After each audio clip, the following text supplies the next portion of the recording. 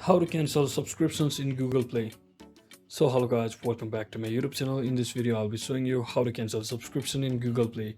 So first thing, just head over to your Play Store and just click on this account section at the top right corner, and now click on this payment and subscription section. So once you're inside here, just tap on this subscription, and here you should be seeing all of your subscriptions. Since I haven't used this feature yet, I will just show you from my examples.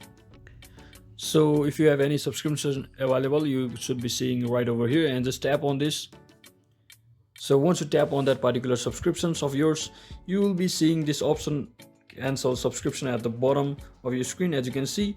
So just tap on this, and once you tap on it, you will be given a lot of questions regarding what making you cancel. Just select any one of these options. So I'll just select on other.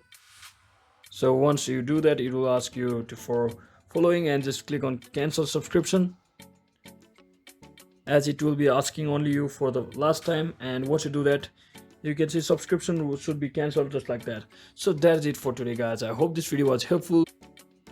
If it was, don't forget to like and subscribe to the channel. See you on the next one.